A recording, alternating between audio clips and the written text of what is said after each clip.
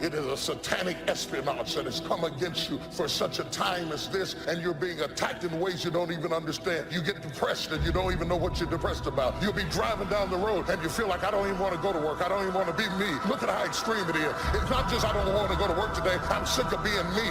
You feel like crying and you don't even know what you're crying about. It is a satanic attack attacking your mind. Because after you spent all night spinning, all day spinning, in your head, and what if they, and you know, it starts with the most innocent thought. It's not, the devil's been at this a long time, sweetie. He's not gonna give you a bad thought. He's gonna try to give you an innocent thought and get you to take it in the wrong direction.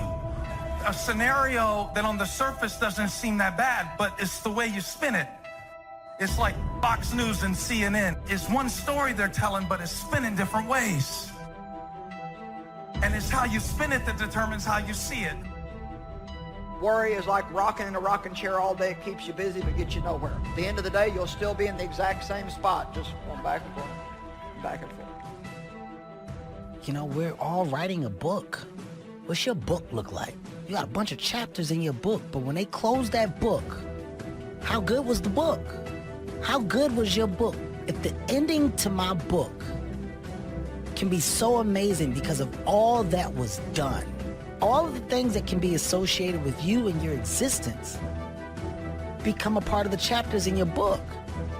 So my drive is about my book. You got to come up with some times in your life that you unplug from this crazy world. Turn your phone off. We live in a world today that's got us so focused on everybody else that we're comparing our life to everybody else's life, and anxiety and fear come whenever you start dwelling on the past and whenever you're afraid of the future. An anxious and a worried mind is not normal. But you know what? You're going to worry until you finally realize that it's useless. It doesn't help your problem. Doesn't solve your problem. All it is us saying, I think if I think about this long enough and worry about it long enough, I can figure something out. That's not going to work. The only way that you actually step into happiness and joy is when you put the focus on where you are at and get engaged with the thing that you're doing. What's the old story you keep repeating? Maybe it's not a success. Whatever you've achieved up to this point, that story you keep talking about, every second you spend in that old story about what you've achieved, your degree, some business you had, every time you live in that story, you're stripping time and focus from the new story. What's the new story you're telling yourself? You can't have a new identity without a new story. What are the things that you need to let go? Some things that have cost you pain, that's stifling your growth and development. What are those things? What is it that you need to do to begin to upgrade your skills or your knowledge? As you begin to look at yourself and ask some of these questions, what is something that you're good at? Let's think about these things. What would you do if you had 1 year to live and guaranteed success in anything you decided to do? Don't waste another minute trying to convince someone to like you, to come see you. If you have to talk them into it, they are not for you. They are a distraction. It's not your job to straighten them out. Let God fight your battles. Don't fight battles that are not between you and your destiny. You're not supposed to engage in every conflict. You have to keep your face set. Most of the things that come against us are simply distractions. Now you can keep on the same path for the next couple of years as you have the past two. But if you need to make some changes, I'm telling you, you can start doing it today so that the next 2 years will be drastically different than the last two. And anybody who wishes to do that can. And you can do it between ages 40 and 43. You can do it between ages 60 and 62. Any 2 years, any 5 years that you wish to drastically change from the previous 5, you can do it. You're not the nut you used to be, but you're not the tree you're gonna be. But until you learn how to appreciate where you are in the process, you won't get the power to evolve to your ultimate destiny.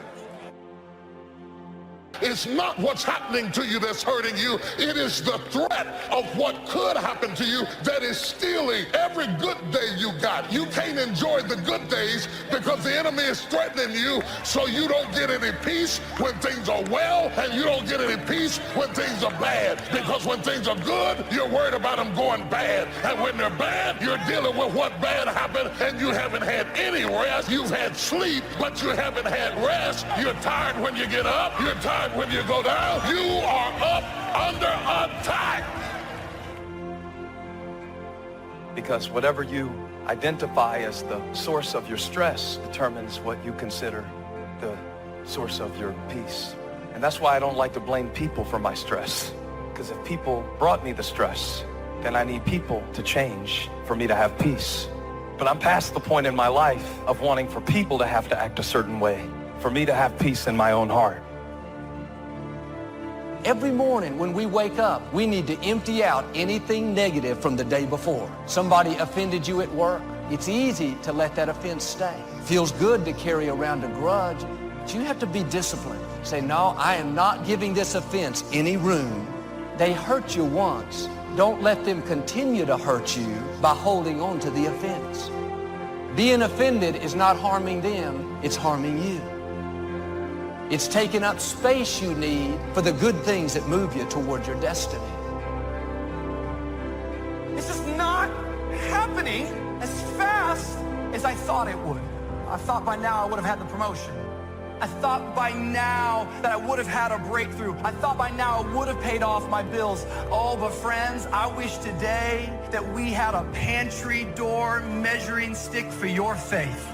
If you could look back throughout the years, what you would discover is that mark by mark, you have been maturing. You have been growing. It's just been little by little. I know you're not where you want to be yet, but baby, you have come a long way. You're growing gradually.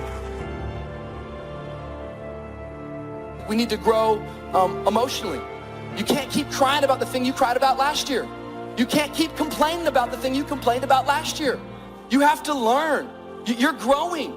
You can't keep being overwhelmed by what you were overwhelmed with last year. What is no longer needed? What emotion, what anxiety, what thought, what belief, what person is no longer needed in my life? I never tell the old story. I don't like telling the old story. I'm constantly trying to write the new script, become the new character in my life. It could be the new beliefs I have. It could be the new story, but I'm constantly retelling a new story all the time. I'm constantly obsessed with writing the next chapter of my life, not reading the previous ones. It's one thing to cry about that last year, but you've grown. You learned that lesson. Don't go backwards, move forwards. You're in love with tomorrow, but you're neglecting today. And when God sees you neglecting today, he will not give you tomorrow.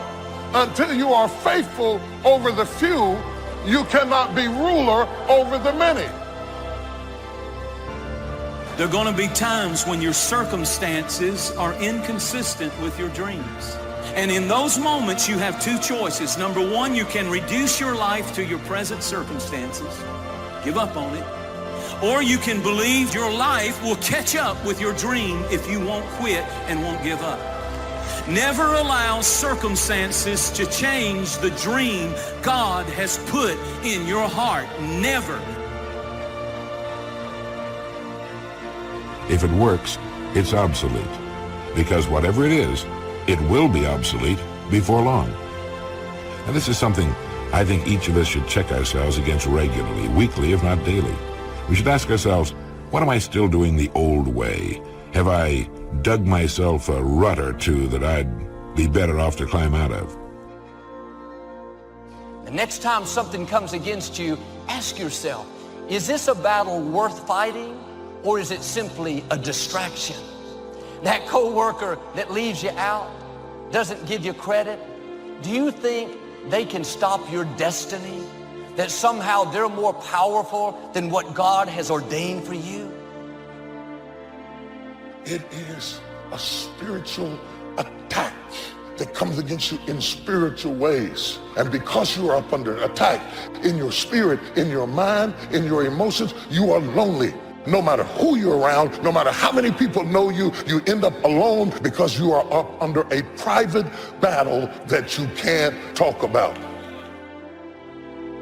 Just take maybe 2 or 3 minutes and ask yourself, what do I need to do today to challenge me, to reach my potential, fulfill my strengths and the purpose that I have in my life? if you challenge yourself and follow through on it, it'll be the greatest challenge and give you the highest return of any challenge that you'll ever receive. You must prepare for success, even if there is no indication of it.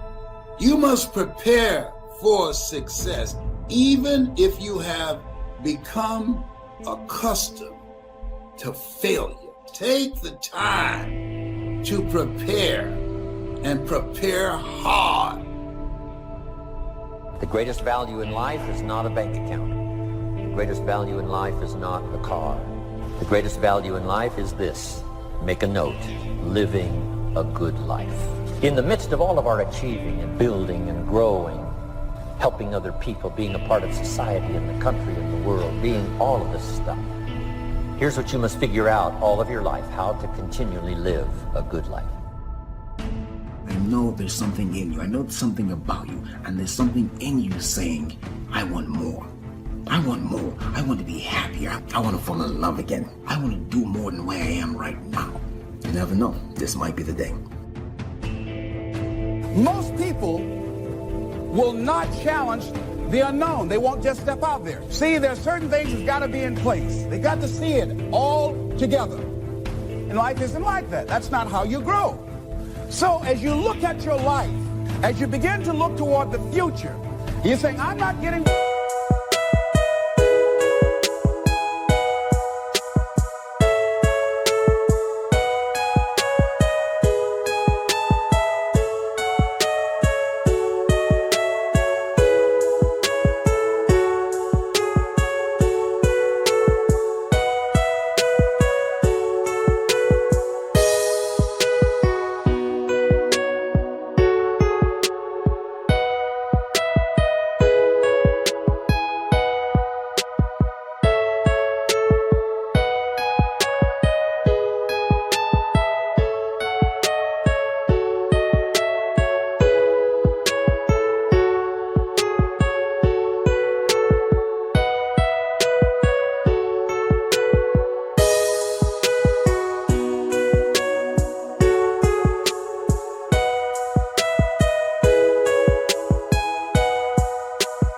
what I want. Begin to know that whatever it takes for you to create that, you got that in you. You got that. Identify your gift and get busy with it. God gave all of you a gift. It is the thing that you do the absolute best with the least amount of effort. That's your gift. Get busy at that. He put that gift inside of you. He didn't hide it under a rock or put it under the mountain or put it on the mountain somewhere. He put the gift in you. That's how you become successful. Identify your God-given gift, what he gave you at birth, and get busy with it. Now, some of you that said, you know what? I'm taking a chance on me. I'm going to build something for me. This is the entrepreneur's economy. Don't give up on that. Hold that vision tenaciously. Through all the frustrations, through all the failures, I've built my business on rejections, on who do you think you are? When you look at your life and start asking yourself a question, what does my life look like right now? Does it look like something I want to be in? Ask yourself that. What does your life look like? And what's the benefit of holding on? What's the benefit of being afraid? What's the benefit of not trusting yourself? What's the benefit of staying right where you are, at the place that you don't like to be? What's the benefit? Don't let no's intimidate you.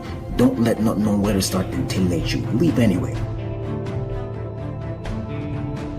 Of the 5 things that you would like to do, if you have the courage to do, I want you to pick one thing, and here's how to set it up for yourself that will help free you and get you unstuck. What is the worst thing that can happen if you do it? But let's say going into business for yourself, or changing careers, or getting a divorce. Do the worst case scenario. Now, when you do the worst case scenario, you write those things down, the worst things that you fear would happen.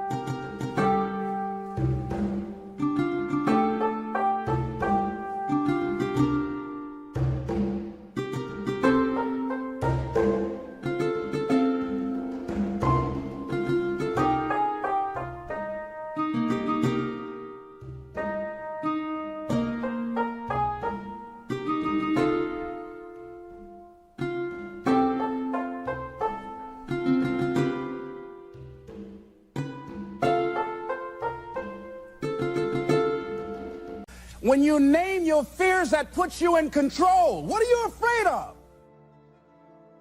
I think there's a different level for you. I think there's a different level for you to get obsessed, crazy, laser focused. I say all the time, our obsessions become our possessions. When you're laser obsessed focused, your obsession distracts you from what you're currently doing, not the other way around. You're not really obsessed with it if you're easily distracted from it. And so the only way we get to that ultimate version of ourselves is by replacing ourselves and growing all the time. This has to become an addiction for you. For too many of us, we like to grow. And every time you don't make it an emergency, it's not a crisis, you're not in a hurry, you never get there. And the truth is, whether you know it or not, you are either growing or you are dying. Get better. There isn't any of us that can't get better. Starting a few steps from here at that convention. I'm telling you, for things to get better, you got to get better. Don't ask for it to change out there. Ask for you to change here. Don't ask for a more favorable wind. We call that naive. Just ask that you can get wiser and stronger and better. Learn how to handle the seasons better. Let's go through them. Just get better at handling the winters. You can't change the seasons, but you can change yourself. We need to grow. You need to grow, and it needs to become an intention of yours. It needs to become an obsession of yours. You can't always acquire the things you want, but you are in control of acquiring the next version of you. And that requires being uncomfortable. That requires growth. Get stronger. You can develop the muscle. You can develop the courage muscle. You can develop the dedication muscle. You can get stronger in style and personality, the ability.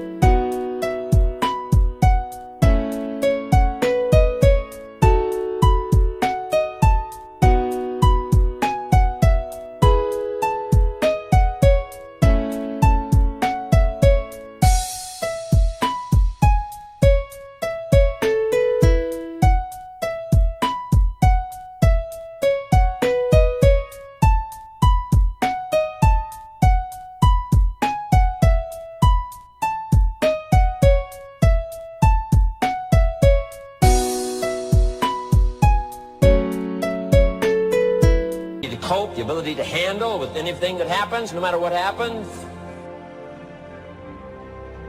What is your wake-up call? What is controlling your thoughts? Is it the television set? Feeding your mind images of what life should be? Is it drugs or alcohol numbing your brain and diminishing your desires? Or is it weakness? A lack of discipline that prevents you from accomplishing what you want to accomplish. If you quit, whatever you were trying to accomplish can never happen. If you quit, there is no chance of it popping back up again, coming back later. Quitting is guaranteed failure. When you're trying, you're going to fail. You have to make sure that your dreams and goals are so big that not accomplishing them is not an option. I'm not saying that there aren't things in life that we just have to do. There are. But what I am saying is ask questions. Don't believe everything that you're told, and don't follow the path just because it's there. Don't get in line just because other people are. Get up. Be conscious of what is creeping into your mind. What are you letting in there? What is forcing itself in there? You have only one life, so don't waste it. Take inventory of what you're giving space to. Life is too short to go through it with negative things holding us down. Every action and every discipline today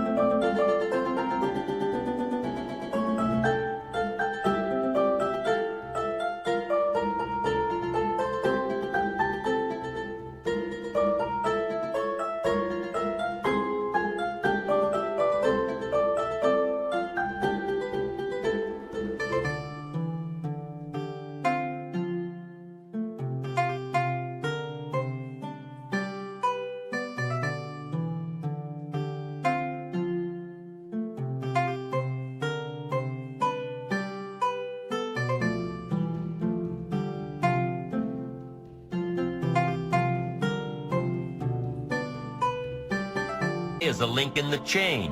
Every action and every discipline in the future is a link. When you can see that every link in the chain will eventually lead you to the things you want most out of life, then you won't grow discouraged or impatient with today. When you can see where you're going through visual chain thinking, even on the toughest days, you'll keep building your ambition by knowing where you're going, not just where you are today. It's easy to go around worried about our future, stressed over our finances. We're tempted to live guilty because of past mistakes. We wonder why we don't enjoy life, why we can't sleep at night. It's because our mind is cluttered. You weren't created to live guilty, bitter, upset. If you're going to reach your destiny, you have to clear out the clutter. You can't stop negative things from coming, but you can keep them from staying. You don't have to hold on to them. Your plans and goals are your visual chain, knowing where you're going before you get there. Develop a plan, a game plan. Here's the first rule for your game plan of life. Don't start your day until you have it finished. Don't begin your activities of the day until you know exactly what you plan to accomplish. Don't start your day until you have it planned. The value is the fruitful result of discipline, not hope. Once you've mastered the art of planning your day, you're ready for the next When level. we make mistakes, guilt will come, telling us how we don't measure up. You can hold on to it, go around down on yourself, or you can let it go. You have to be proactive when it comes to keeping your mind in peace, because all through the day, there's clutter. There's noise, there's jealousy, there's hurts, there's offense. They may come, but you don't have to hold on to it.